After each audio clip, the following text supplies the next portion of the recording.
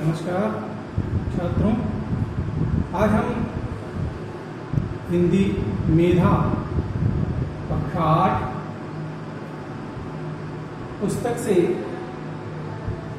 पाठ 3 भिखारी कहानी का वाचन करेंगे और इसकी व्याख्या करेंगे। ये जो कहानी है वो गुरुदेव रविन्द्रनाथ टैगोर जी के द्वारा लिखी गई है। सबसे पहले हम गुरुदेव का परिचय जान लेते हैं।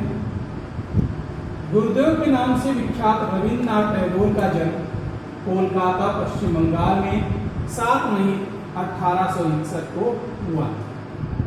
गुरुदेव के नाम से विख्यात रविन्द्रनाथ टैगोर जी का जन्म कलकत्ता में, जो कि पश्चिम बंगाल राज्य में है, वहां पर 7 मई 1861 को हुआ था।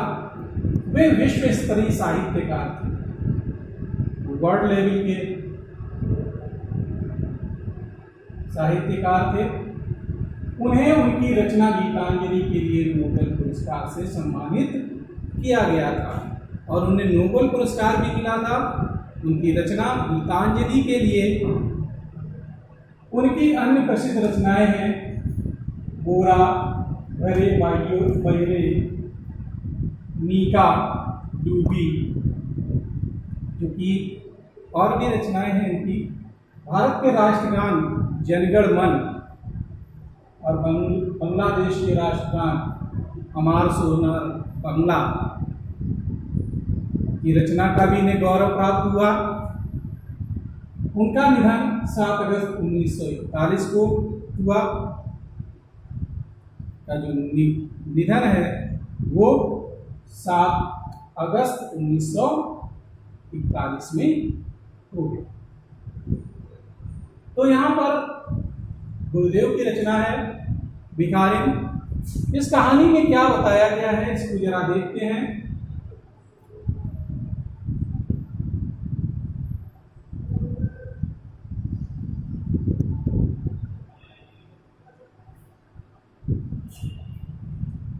स्वार्थ कभी किसी को अंधा कर देता है, किंतु माँ की ममता किसी स्वार्थ के वशीभूत नहीं हो। स्वार्थ लोगों को अंधा कर देता है, सोचते नहीं है, सोचने समझने की शक्ति स्वार्थ जब लोगों को होता है तो वो सोचते समझते बिल्कुल नहीं है, किसी का भी हित करने को तैयार हो जाते हैं। लेकिन माँ की ममता में कोई स्वार्थ नहीं होता। वह ममता चाहे अपनी हो में पैदा हुई संतान के प्रति हो या फिर किसी अनाथ बालक के प्रति। माँ जिसकी ममता चाहे अपने बालक के लिए हो या किसी और के बालक के लिए हो, उसकी ममता कभी भी कम नहीं है। उसे अपने बालक से भी प्रेम होता है और दूसरे बालक से भी प्रेम होता है। अनाथ बालक को जिसे वो पालती है उसके प्रति उसे उसका प्रेम होता है। कहते हैं इस कहानी में भिखारी ने एक बालक को पाला था जो अनाथ था। आइए इसी से संबंधित कहानी पढ़ें। और हम कहानी पढ़ते हैं। ये भिखारी ने जिस बालक को पाला था उसके बारे में कहानी पढ़ते हैं। अंधी बुढ़िया प्रतिदिन मंदिर के दरवाजे पर जाकर खड़ी हुई। जो अंधी बुढ़िया है वह प्रतिदिन मंदिर के दरवाजे पर जाती थी और वहां पर खड़ी होती है। दर्शन करके बाहर निकलने वालों को अपना हाथ उनके आगे फैला देती है और विनती करती है कि बाबूजी अंधी पर दया करो। और वो बुढ़िया ये कहती है, ये विनम्रता से कहती है कि बाबूजी दया करो। वह जानती थी कि मंदिर में आने जाने वाले लोग सहृदय होते हैं। सहृदय यानी कि दयालु होते हैं, दयावान होते हैं। जो भी मंदिर जाता है वो लोग कैसे होते हैं? दयावान होते हैं। उसका ये अनुमान असत्य न था और वो ऐसा सोचती थी वो भी गलत नहीं था। आने जाने वाले 2-4 पैसे उसके हाथ पर रख दिए। जो भी आने जाने वाले थे वो 2-4 पैसे उसके हाथ पर रख देते हैं। बुढ़िया उनको अनेक दुआएं देती और उनकी सहायता वो सराहती। बुढ़िया वो दुआएं देती है और वो जो सहायता करते हैं उसकी भूल भूल प्रशंसा करती है। बुढ़िया उनको अनेक दुआएं देती है और उनकी सहायता को सराहती है। स्त्रियां भी उसके पल्लू में थोड़ा सा अनाज डाल जाया करती। स्त्रियां भी उसके पल्ले में साड़ी का कोना होता है, पोछा जिसे बोलते हैं, उसमें कुछ अनाज स्त्रियां डाल देती हैं। सुबह से शाम तक वह इसी प्रकार हाथ फैलाए खड़ी रहती।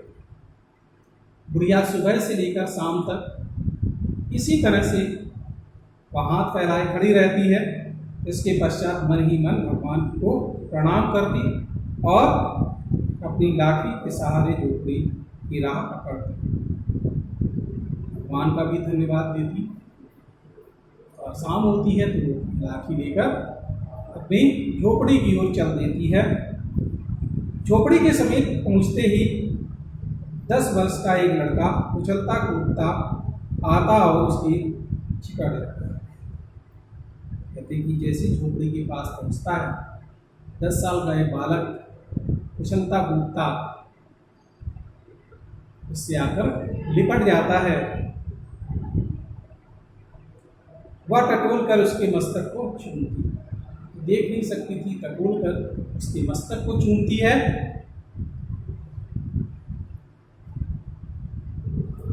बच्चा कौन है, किसका है? प्रश्न आता है, बच्चा कौन है और किसका है? ये प्रश्न हमारे मन में आता है। कहाँ से आया है और ये कहाँ से आया है? ये जो प्रश्न है इस बात का कोई परिचित न था। बालक जो था उससे कोई परिचित नहीं था कि वो कौन है, कहाँ से आया है, किसका बच्चा है। आगे कहते हैं 5 वर्ष हुए, पास पड़ोस वाले ने उसे अकेला देखा। 5 साल पहले आसपास के लोगों ने बुढ़िया को अकेले देखा। अचानक बच्चा ये कहाँ से आ जाता है। कहते कि उन्हीं दिनों एक संध्या समय लोगों ने उसकी गोद में एक बच्चा देखा। 5 साल पहले उसी समय शाम के समय लोगों ने उसकी गोदी में एक बच्चा देखा। वह रो रहा था, बच्चा रो रहा था।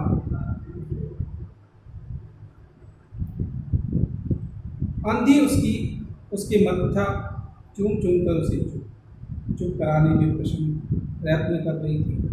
आंधी उसके मत्थे को चूम रही थी, पुचकार रही थी, उसे चुप कराने का प्रयास कर रही थी। यह कोई असाधारण घटना न थी। कहते हैं इस घटना जो थी वो असाधारण नहीं थी। अतः किसी ने भी नहीं पूछा कि बच्चा किसका है। सामान्य सी घटना थी, इसलिए किसी ने नहीं पूछा कि बच्चा किसका है। उस दिन से वह बच्चा उसके पास था और प्रसन्न था। उस समय से वो बच्चा उसके पास था और प्रसन्न रहता था।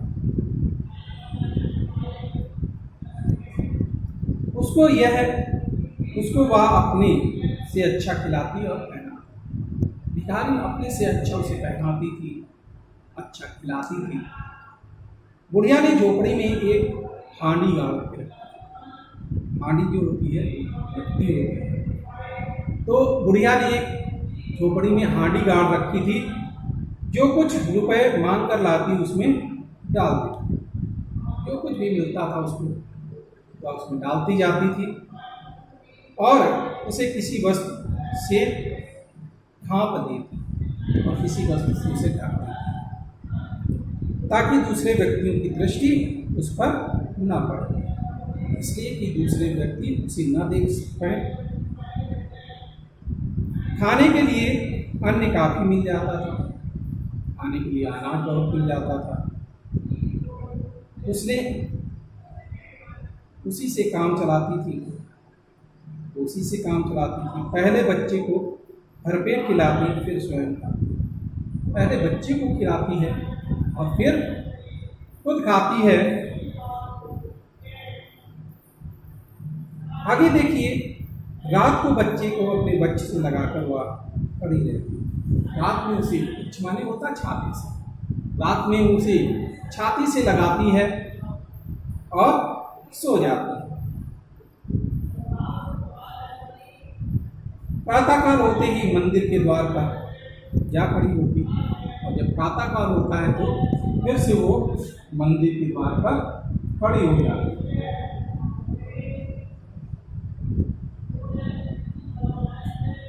कहते हैं कि उसके पास काफ़ी रुपए हो गए थे, उसके पास रुपए भी काफ़ी हो गए थे, जिससे हांडी लगभग पूरी भर गई थी। अब जो मटकी थी वो पूरी भर गई थी। उसको आशंका थी कि कोई उसे चुरा ना, उसे डर था कि कोई उसे चुरा ना। एक दिन संध्या समय अंधी ने वह हांडी उखाड़ी और अपने फटे हुए आंचल में छिपाकर सेठ बनारसी दास की कोठी पर जा। एक दिन वह बुढ़िया उसे उस हांडी को उखाड़ती है और सेठ बनारसी दास के यहाँ आंचल में छुपाकर वो हांडी ले जाती।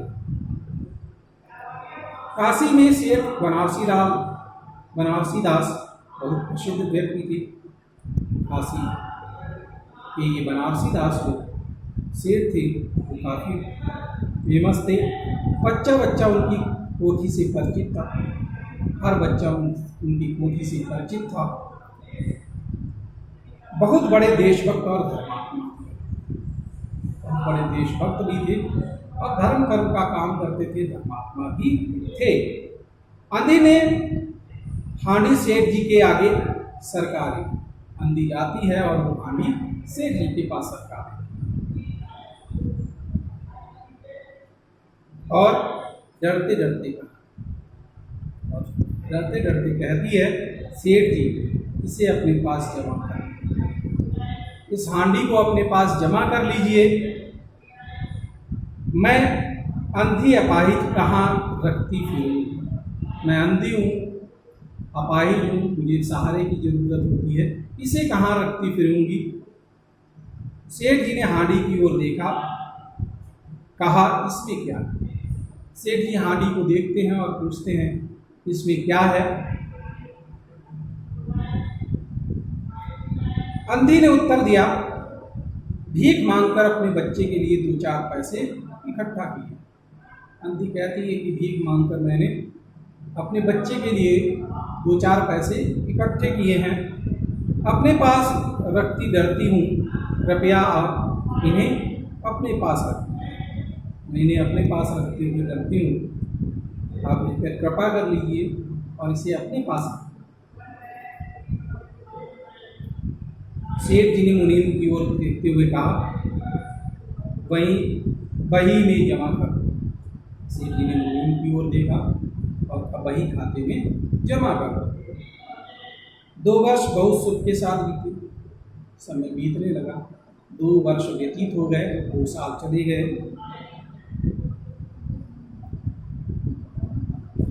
इसके पश्चात एक दिन लड़के को ज्वर ने आज तक पूछा। एक दिन लड़के को बुखार आ जाता है, ज्वर माने बुखार। अंधी गिरती पड़ती सेठ जी की कोठी पर जा पहुंची।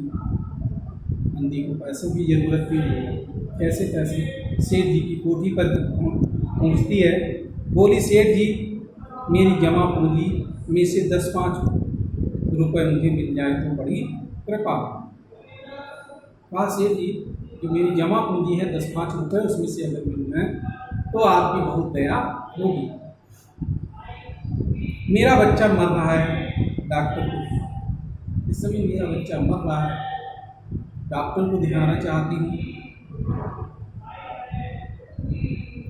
सेठ जी ने कठोर स्वर में कहा, कैसी जमा पूंजी? सेठ जी कहते हैं कैसी जमा पूंजी? कैसे रुपए? कौन से रुपए?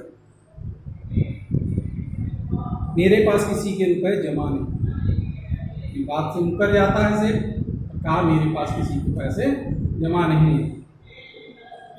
अंधी वहीं पर जमी बैठ गई, वहीं पर जमकर बैठ जाती है। उसने रो रो कर कहा, सेठ जी परमात्मा के नाम पर, धर्म के नाम पर कुछ दे दीजिए। अंधी कहती रही, परमात्मा के नाम पर दे दीजिए, धर्म के नाम पर दे दीजिए। आपके पास कुछ नहीं हमारा जमा है, फिर भी मुझे अभी आवश्यकता है इसलिए दे दीजिए।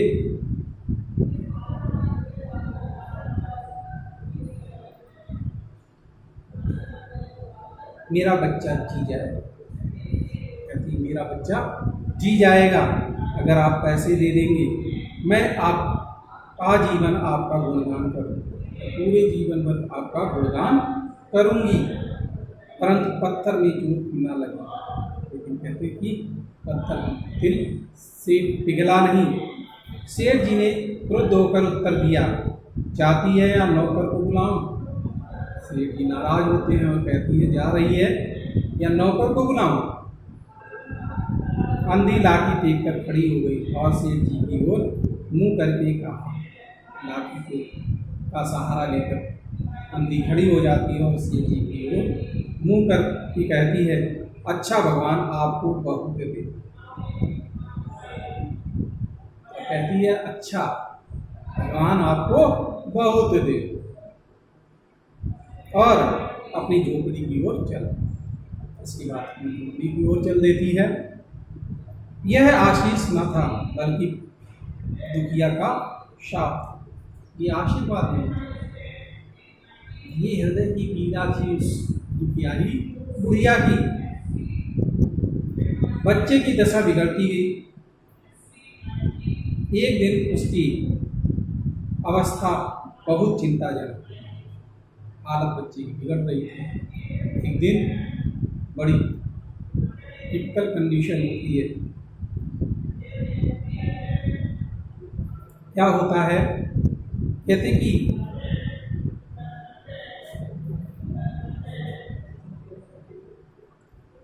प्राणों की लाले पड़ गई। अब बच्चे की प्राणों की लाले पड़ जाते हैं, प्राण निकलने वाले होते हैं। उसके जीवन से बुढ़िया भी निराश होती है और बुढ़िया भी उससे उसके जीवन से निराश हो गई। सेठ जी के अनुचित व्यवहार पर उसे रह रहकर और सेठ जी जो व्यवहार किया था सेठ जी ने, उस पर वो से रह रह कर क्रोध आता था, गुस्सा आता था। सोचती इतना धनी व्यक्ति 2-4 रुपए दे देता तो क्या चला, और सोचती है कि इतना धनी व्यक्ति था, 2-4 रुपए दे देता तो उस पर चला क्या जाता। और फिर मैं उससे कुछ दान नहीं मांग रही थी, अपने ही रुपए मांगने गई थी। मैं उससे दान नहीं मांगने गई थी, अपनी जो रुपए मांगे थे, रुपए जमा किए थे वही मांगे थे। सेठ जी ने उसे सेठ जी से घृणा होती है, वो नफरत करने लगती है सेठ जी से। बैठे बैठे उसे कुछ ध्यान आता, बैठी होती है बुढ़िया और उसे कुछ ध्यान आता है। उसने बच्चे को अपनी गोद में उठा लिया और ठोकरें खाती गिरती पड़ती सेठ जी के यहाँ पहुँची। बच्चे को अपनी गोदी में लेती है, ठोकरें लगती हैं, गिरती है, पड़ती है।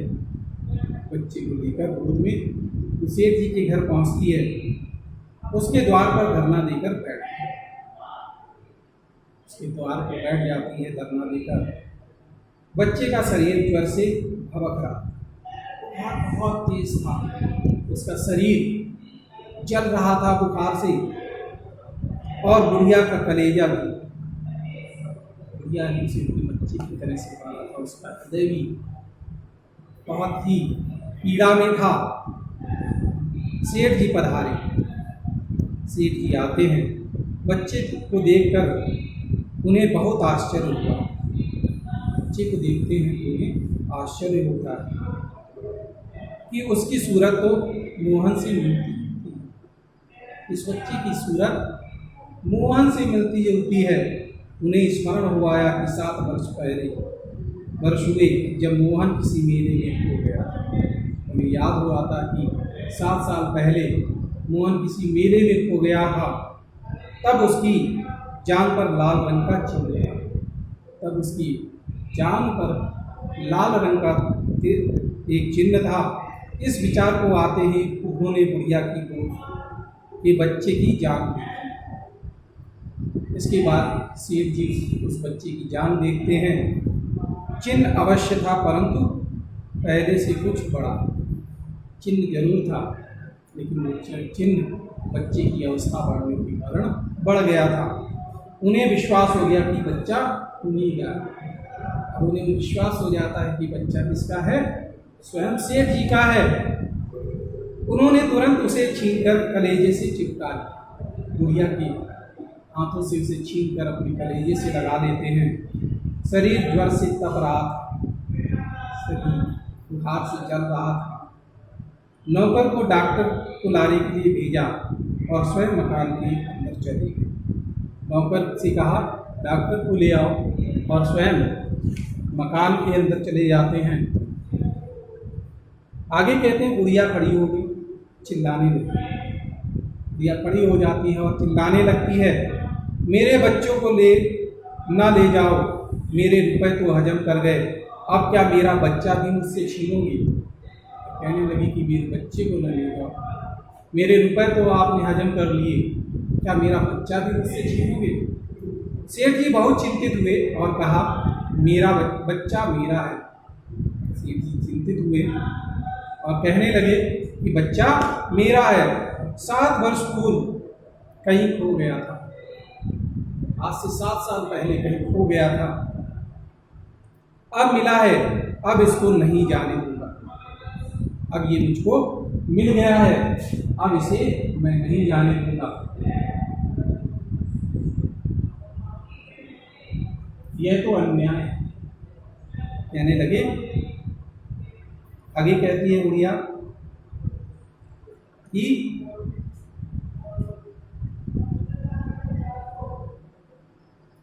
अब नहीं जाने दूंगा और लाख प्रयत्न करके भी इसके प्राण बचाऊंगा। और कहा कि लाखों कोशिशें करके हम इस बच्चे को बचाएंगे।